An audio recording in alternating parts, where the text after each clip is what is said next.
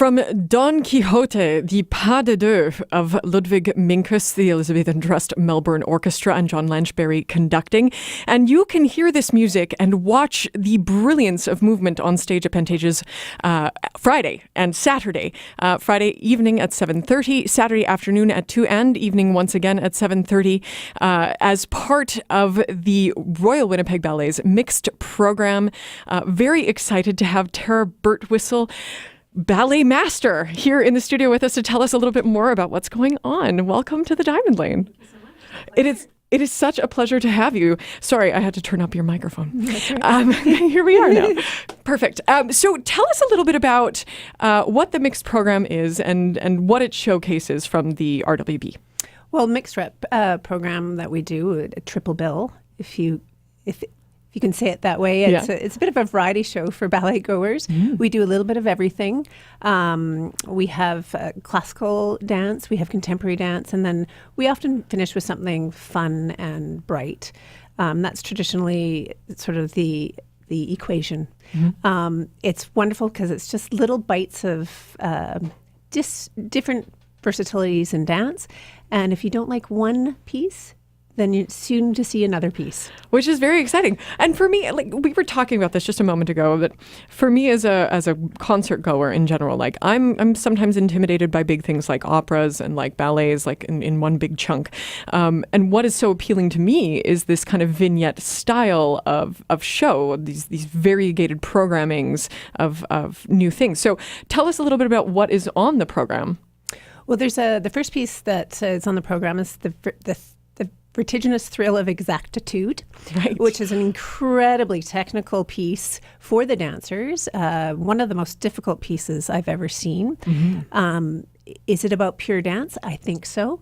There is a step per count for the dancers, and it's actually very wonderful to see up close. What does that mean? They literally move constantly for 11 minutes. Wow. Pretty much. Okay. And it's wonderful to see up close because you really see the physicality of what the dancers do. So that's almost the pure athleticism, plus the art of dance. The next we have Don Q Pas de Deux, which is also another celebration of technical bravura. Yeah. It's often done in big gala situations where the dancers show off their technique. Excellent. And this is traditional. This is petit pas. That's very traditional classical. This is like old Russian choreography. This is real stuff. Yes. Yeah. So you get the classical part of it, but also, the vertiginous thrill of exactitude doesn't sound like classical ballet to me. It isn't, but the vocabulary is classical. So you get this incredible contrast. And then not only that, with this newer work, you get Schubert's Ninth Symphony too as the soundtrack, which is super cool.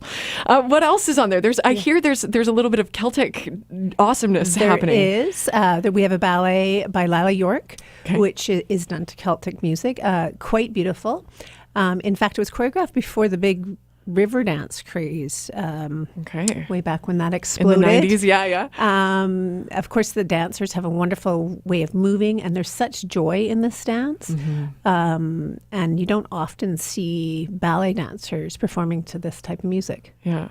And then there's one more work that is, well, we're going to hear a little bit of the music in just a little bit, but Aaron Copland's Appalachian Spring in this Angels in the Architecture. Tell us a little bit about that piece. Well, Angels in the Architecture is quite close to my heart, actually. I joined the company in 1991, and I was part of the original cast of this ballet. And performed it many, many times, and now I've had the opportunity to set it on the company, which is quite wonderful. The ballet itself, the music was actually composed for Martha Graham. It was actually originally called a ballet for Martha Graham before he changed it to, Aaron Copland changed it to Appalachian Spring. Mark Godden has now choreographed it to it in sort of inspiration of Martha Graham. But his is based on more of what Aaron Copland was composing, where he used the Shakers' hymns. And so our ballet is based on the Shakers community. We use brooms. We use shaker chairs, much like the kitchen cabinets. You see shaker kitchen cabinets. So the dance is actually very simple, very, very structured. What Mark had told us was that the Shakers had a tradition of being very disciplined. Men and women were separate. The community and their life was very, very disciplined. But when it came to spirituality, they were allowed to practice in an individual way. So the ballet is really about how the dancers move as a community or as a whole, but then celebrating their individuality through individual movements. It's really quite beautiful. It sounds very much so. What was the significance of this program for you during your seasons dancing with the RWB? Well, I think mixed rep for the dancers and for me as a dancer, it really showed the versatility of what I could do or what the dancers can do to show that we can go from classical to contemporary to something fun and joyful. And it also allows the dancer to explore their own versatility because it's different kinds of music. Each piece comes from a different place. Vertiginous is very technical. Angels is very spiritual. There's never really a story involved. There's a theme usually, but the audience doesn't need to also be stuck in trying to find a story for themselves. It's about whatever they feel. So in a big story ballet, you're stuck in the actual story and you're the same character through the whole ballet. You get to play with your artistic space. Well, and speaking of playing with artistic space, let's talk about what your role is now with the RWB as a ballet master, because that was something that was really intriguing for me when I hear this. We are in the studio with Tara Birtwhistle from the Royal Winnipeg Ballet, former principal dancer, and you've had such an incredible career with them, and now you still are with them and overseeing these productions. So tell us what a ballet master does. Well, I always say I'm born and bred Royal Winnipeg Ballet. Yeah. I went through the professional division school, so I trained there. I moved away from home when I was 14. I joined the company when I was 19. So I guess I'm aging myself now. But I've been with the organization for 26 years, and I danced as principal dancer for 20 years. I'm now, for about 6 years now, have been ballet master, which is kind of a lot of things. It depends who I talk to. I'm either I would see myself as an NHL hockey coach. So I just work with professional dancers. I coach them. I train them to do what they need to do on stage. I'm a little bit of a director, like in a movie, where I tell everyone where to go.